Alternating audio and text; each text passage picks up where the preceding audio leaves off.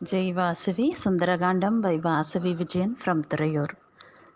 கரடிமுக வேந்தன் சொல் கேட்ட ஹனுமன் கருத்தை மாற்றிக் கொண்டான்.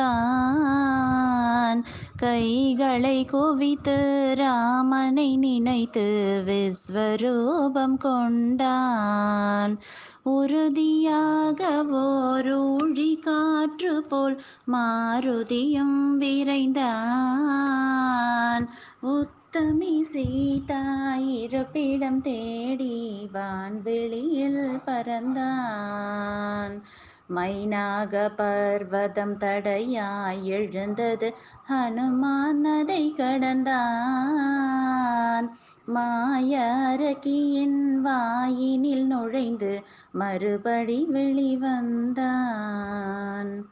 பொன்போல் நகரம் இலங்கை ஜொலித்தது புகுந்திடும் நேரத்திலே. பெண்ணாய் வந்த லங்கா தேவி தடுத்தாள் மாயத்திலே. தேவியை தேடி வந்தவனுக்கோர் வந்தது பெருங்கோபம். பிறந்த கையால் அறைந்த ஹனுமான் தீர்ந்தது அவள் சாபம்.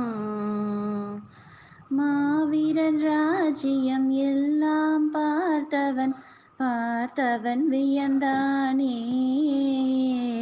பத்தினி வாழும் சிறை தேடி வதுமையாய் குறைந்தானே.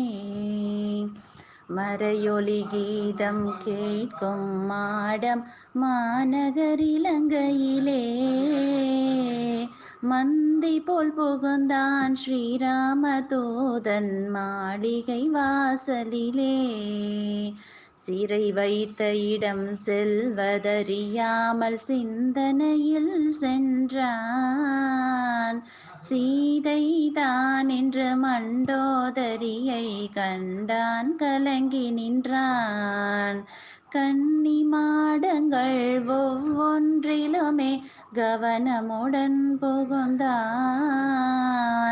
காற்றின் மைந்தன் கருத்துடன் அன்னையை காணும் ஆவல் கொண்டான். எண்ணிலாததோர் மரங்கள் சூழ்ந்தது அசோகவன சோலை.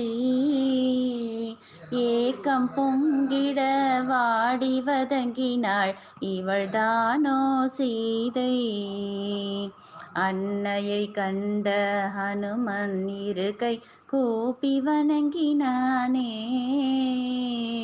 ஆஹா, வந்த காரியமானது ராமா என்றானே. முன்னே சென்று முகத்தை காண முயன்ற போதினிலே. மூர்க்கன் ராவணன் வந்ததும் ஹனுமான் மறைந்து நின்றானே. காம வார்த்தைகள் பேசிய துஷ்டனை கடிந்தாளே சீதை.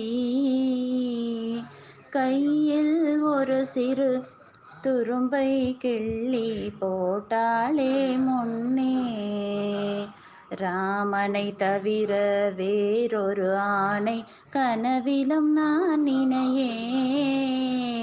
காமமொழித்து கண்ணியம் காப்பாய் மறுத்தாள் உயர்தறிய. காவலுக்கிருந்த அரக்கியரெல்லாம் கடிந்தனர் அன்னையிடம். கன நேரத்தில் திரிசடை வந்தாள், காத்தாள் பெண்ணின் மனம். சூழலை எண்ணிய சீதை தன்னுயிர் போக்கிட பார்த்தாளே. சூழ்நிலை அறிந்து ஹனுமான் சொல்லிய நாமத்தை கேட்டாளே. ராம ராம ராம என்று ஹனுமான் அழைத்து நின்றான். ராமனின் பெயரை கேட்டதும் சீதை கண்ணீர் பெருக்கி நின்றாள். தாமரை ஒன்று வாடியதை போல் தாயோ தவிக்கின்றாள்.